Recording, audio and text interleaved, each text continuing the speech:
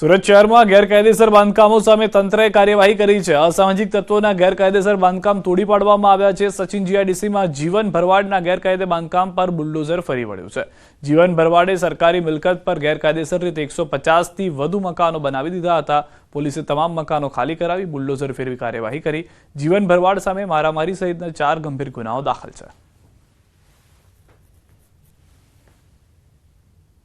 કે જે અસામાજિક તત્વો હોય અને જે સરકારી જગ્યા ઉપર પોતાનો ગેરકાયદેસર કબજો રાખી વસવાટ કરતા હોય અથવા તો કોઈ પણ રીતે ભાડું ઉઘરાવતા હોય તો તેનું ડિમોલેશનની કાર્યવાહી કરવાની સૂચના હોય। જે અનુસંધાને આ જીવન મેપા ભરવાડ છે એને આ વિસ્તારમાં સરકારી ખાડી ઉપર 149 જેટલી ઓરડીઓ અને 6 જેટલી દુકાનોનું ગેરકાયદેસર બાંધકામ કરેલું હતું।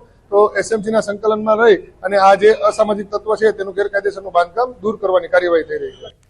તો સમગ્ર ગુજરાતની અંદર આ પરિસ્થિતિ છે। દ્રશ્યો અમે આપને બતાવવા જઈ રહ્યા છે। અલગ અલગ વિસ્તારમાં, અલગ અલગ જિલ્લામાં, અલગ અલગ શહેરની અંદર ડિમોલિશનની જે કાર્યવાહી છે તે કરવામાં આવી રહી છે। ન ફક્ત સુરતની અંદર પરંતુ દબાણો પર કાર્યવાહીના 4 દ્રશ્યો આપ જુઓ। રાજકોટ, ઈડર, હિંમતનગર અને સુરતના કે જ્યાં આગળ જીવન ભરવાડ સામે 4 ગંભીર ગુના નોંધાયા તો ત્યાં ચલાવી દેવામાં આવ્યું। બીજા કોઈ પણ વિસ્તારની અંદર જે પણ ગેરકાયદેસર ધંધો કરી રહ્યા હતા કાર્યવાહીમાં તેઓ સામેલ હતા। જે લિસ્ટ બનાવવામાં આવ્યું છે તેમાં તેમનું નામ હતું અને ગેરકાયદેસર દબાણ ધરાવતા હતા તમામ જગ્યાએ બુલડોઝર ફરી રહ્યું છે।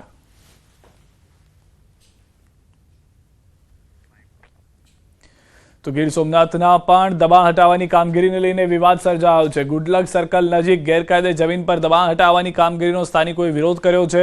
લોકોના આકરા વિરોધ વચ્ચે ધારાસભ્ય વિમલ ચુડાસમા વિરોધમાં જોડાયા હતા। પોલીસે વિરોધ કરતા ધારાસભ્ય વિમલ ચુડાસમા અને અન્ય 10 લોકોની અટકાયત કરી અને ફરી દબાણ હટાવવાની કામગીરી ચાલુ કરવામાં આવી। ગુડલક સર્કલ પાસે અંદાજિત 70 જેટલા મકાનો ઉપર જેસીબી ફરી વળ્યું છે।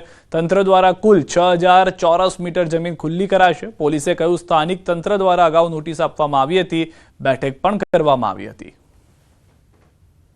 મીટિંગ પણ કરવામાં આવી અને ત્યાર પછી આજે સવારથી ડિમોલિશનની કાર્યવાહી ચાલુ છે। એમાં જે કંઈ પણ નાના મોટા થોડા ભેગા થયેલા સવારે એની સામે અમે પ્રિવેન્ટિવ એક્શન લીધા। તો ડિમોલિશનની નોટિસ આપતા વિરોધ સરખેજ જુહાપુરા વિસ્તારના લોકોએ કર્યો છે। 15 વર્ષથી અહીં રહે છે લોકો, મકાન તોડશે તો ક્યાં જઈશું તેવું રહીશોએ સવાલ કર્યો છે। બાળકોની પરીક્ષા ચાલે છે તો ક્યાં જઈશું, લોકોએ કોર્પોરેશન કચેરીએ નોંધાવ્યો વિરોધ।